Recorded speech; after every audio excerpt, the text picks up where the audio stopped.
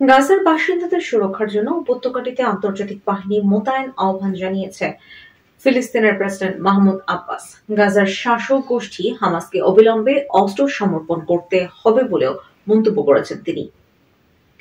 আব্বাসের এক চিঠির বরাতে মঙ্গলবার ফ্রান্সের পক্ষ থেকে এমন তথ্য জানানো হয়েছে।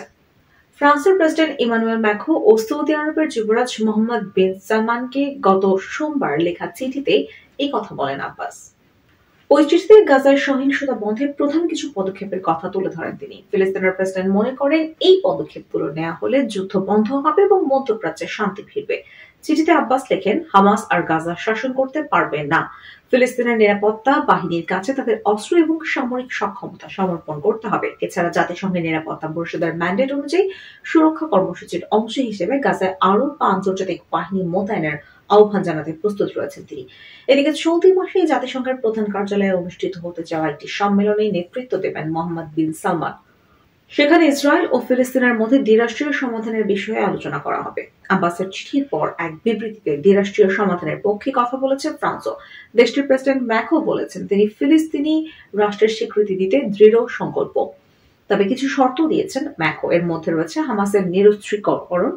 দ্বিরাষ্ট্রীয় সমাধানের পক্ষে বহু আগে থেকে সোচ্চার ফ্রান্স। এমনকি 2023 সালের 7 অক্টোবর ইসরায়েলের হামাসের হামলার পরও ফিলিস্তিন প্রতিষ্ঠার কথা বলেছে দেশটি। ফিলিস্তিনের আনুষ্ঠানিক স্বীকৃতি হবে ফ্রান্সের নীতিতে বড় বদল। এতে দেশটির সঙ্গে ইসরায়েলের সম্পর্ক খারাপ হতে পারে।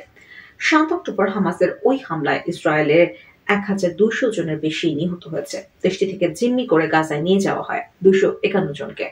সেদিন থেকেই গাজায় নির্বিচারে হামলা চালিয়ে যাচ্ছে ইসরায়েল। নৃশংস এই হামলায় এখন পর্যন্ত 54,000-এর বেশি ফিলিস্তিনি নিহত হয়েছেন।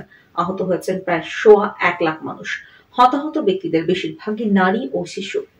হামলার পাশাপাশি ইসরায়েলের অবরোধের কারণে গাজায় ব্যাপক খাবারের সংকট দেখা দিয়েছে।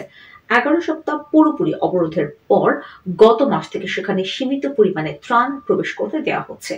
এছাড়া যুক্তরাষ্ট্রের পরিচালনায় গাজায় ত্রাণ সরবরাহ করছে গাজা হিউম্যানিটেরিয়ান ফাউন্ডেশন নামের একটি সংস্থা। তবে তাদের ত্রাণের মান নিয়ে প্রশ্ন তুলছে জাতিসংঘ। এরই মধ্যে গতকাল মধ্য গাজায় জিএইচএফ এর ত্রাণ সংগ্রহ করতে গিয়ে ইসরায়েলি সেনাদের গুলিতে অন্তত 17 ফিলিস্তিনি নিহত হয়েছেন। আহত হয়েছেন আরো কয়েক ডজন। স্থানীয় চিকিৎসা কর্মীরা জানিয়েছেন হামলায় হতাহত ব্যক্তিদের আল আদওয়া হাসপাতাল ও আল কুদস হাসপাতালে নেওয়া হয়েছে। ফিলিস্তিনিদের ওপর এই গুলির সতর্কতা হিসেবে চালানো হয়েছে বলে দাবি ইসরায়েলের। এদিকে গাজায় ইসরায়েলের হামলায় আরো এক সাংবাদিক নিহত হয়েছেন। তার নাম মোহাম্মদ আল আউফ। গাজার সরকারি গণমাধ্যম দপ্তর এক বিবৃতিতে জানিয়েছে বিভিন্ন সংবাদ মাধ্যমে তিনি ফটো সাংবাদিক হিসেবে কাজ করতেন। এর মধ্য দিয়ে উপত্যকাটিতে সংঘাত শুরুর পর থেকে ইসরায়েলের হামলায় মোট 237 সাংবাদিক নিহত হলেন।